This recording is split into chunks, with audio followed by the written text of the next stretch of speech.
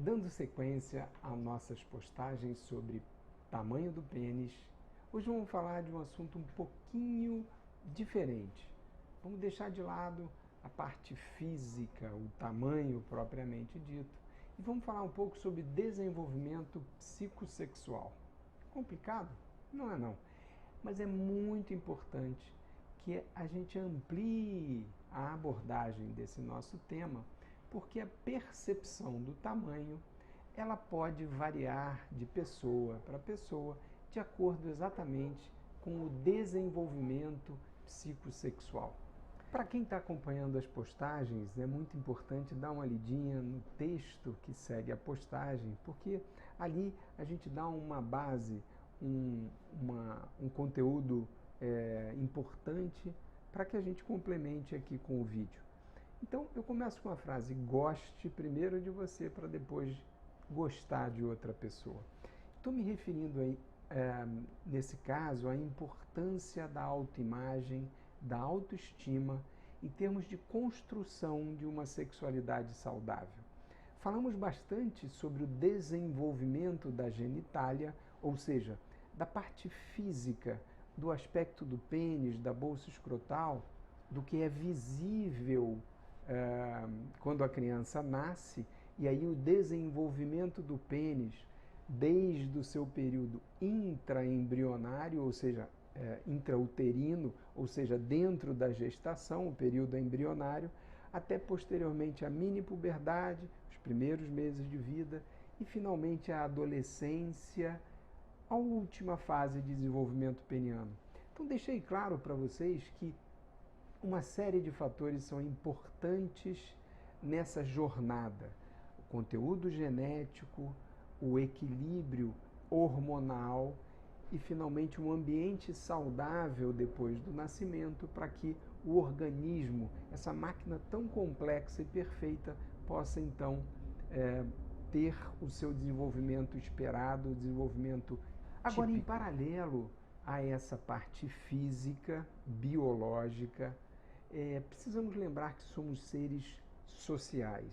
Então a cultura e a parte social é fundamental para que o homem, estamos aqui focando na sexualidade masculina, como vocês sabem, o homem desenvolva a plenitude da sua sexualidade.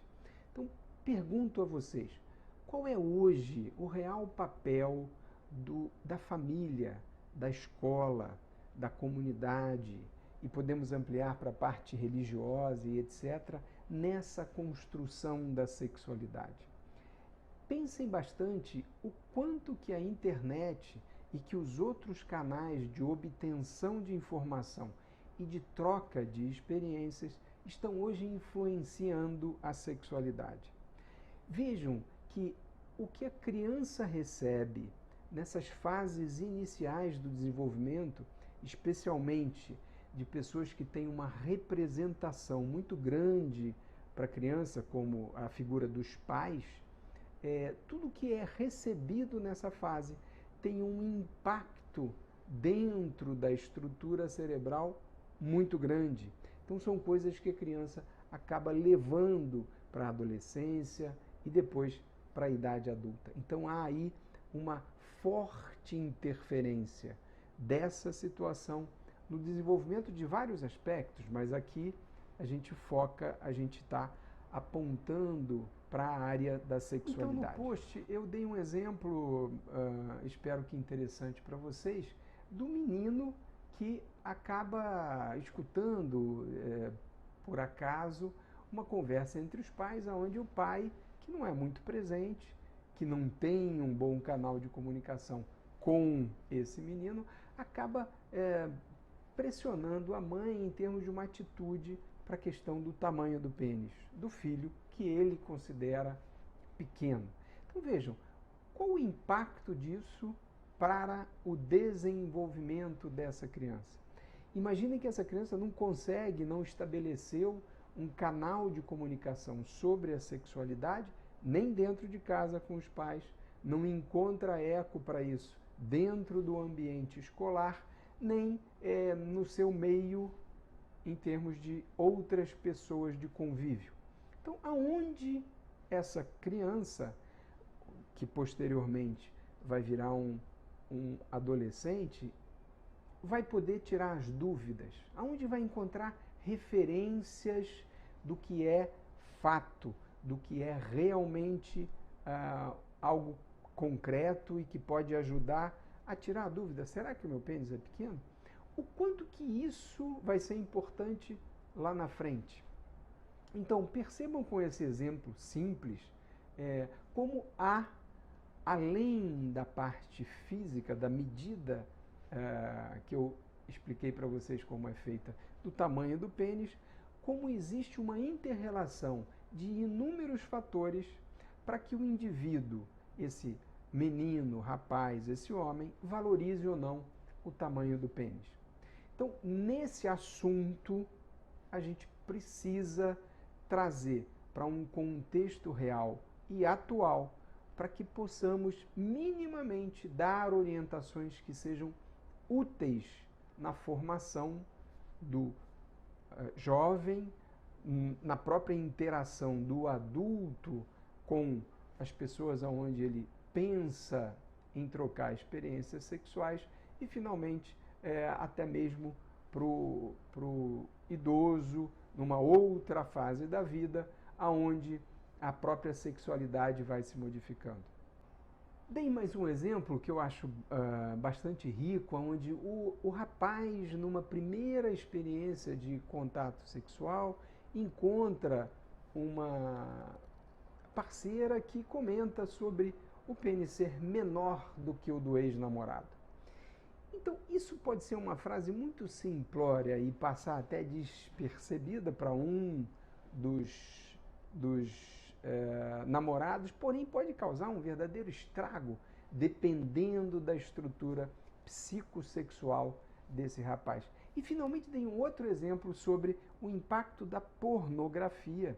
Hoje é algo muito presente na vida das pessoas em relação à precocidade com que isso está acontecendo, até mesmo a frequência com que cada um se expõe à pornografia e ao eventual preenchimento desse vazio em termos de educação sexual não cumprido pela família, não cumprido pela escola, nem tampouco por outras instituições, a importância do rapaz que aprende sobre sexo através da pornografia. Então, se a gente estiver observando a questão tamanho do pênis, será que é uma referência válida o tamanho do pênis do ator pornográfico e a forma como ele utiliza o pênis para algo saudável em termos de sexualidade?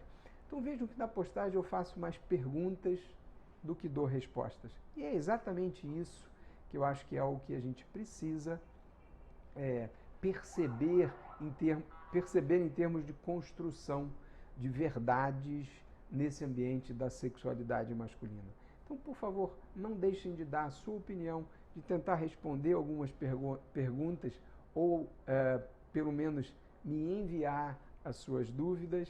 Isso é muito importante. Então, através desses exemplos, que depois eu explico, são realmente fatos, coisas concretas que a gente acompanha no consultório, não são invenções, eu mostro que a percepção do tamanho do pênis depende, ou será que depende, do desenvolvimento psicossexual de cada um? Por que alguns homens dão tanta importância para isso, tendo pênis absolutamente dentro do tamanho normal? E, por outro lado, outros que nunca tiveram esse tipo de preocupação e têm até pênis com dimensões menores. Vejam, a importância de entender o que é um micropênis e de tudo que está envolvido na formação do pênis, não é que a gente hipervalorize a parte física biológica, não, mas é que essa base é muito importante para entender o que é realmente pequeno, referências válidas, e como conduzir e tratar esse problema. Para isso é necessário saber como o pênis se desenvolve e o que pode levar a uma falha nesse desenvolvimento. Então, para quem não teve oportunidade, dá uma olhadinha lá nas postagens anteriores. E vejam a grande dúvida que temos hoje: por que alguns valorizam tanto, porque outros jamais se preocupam com isso. É o desenvolvimento psicossexual que acaba levando a uma valorização ou não do tamanho, ou o contrário? É o tamanho que de alguma forma passa a ser importante e aí acaba interferindo nas outras etapas do desenvolvimento psicossexual. Difícil separar isso de forma cartesiana e encontrar respostas absolutamente úteis para todo mundo. Por isso, é fundamental a gente individualizar as condutas, né? Nessa área da sexualidade masculina, absolutamente essencial não usarmos regras, normas, tabus, mas sim individualizar e procurar adequar a conduta para cada indivíduo. Mencionei o termo dismorfofobia numa das frases na postagem e apenas para aguçar a curiosidade, seria exatamente uma situação onde há uma incompatibilidade do fato real, de um aspecto do corpo, por exemplo, tamanho do pênis, com critérios médicos para estabelecer isso como válido ou não. Então, seria a situação onde o pênis é absolutamente normal, mas a percepção do indivíduo é que tem um pênis absurdamente pequeno. E às vezes no consultório o paciente exterioriza essa preocupação, como meu pênis não desenvolveu nada, eu tenho um pênis de bebê, e frases como essa, aonde quando examinados a realidade é completamente diferente. Então daí o termo dismorfofobia, uma situação, uma patologia que a gente trata, obviamente, da forma adequada. Então, esse foi mais uma postagem com interrogações e dúvidas do que com respostas. Então me ajudem, mandem a sua dúvida, mande para mim a sua dúvida, a sua crítica, a sua sugestão, um tema interessante ou alguma coisa para a gente abordar com um pouquinho mais de profundidade. Pode usar ou esse e-mail que aparece aqui, o próprio comentário, se você está no Instagram ou no Facebook, ou peço a você, ou visite o site, estabeleça através do site também o canal de contato para interagir um pouquinho comigo, que é muito, muito importante para a gente continuar trocando informação.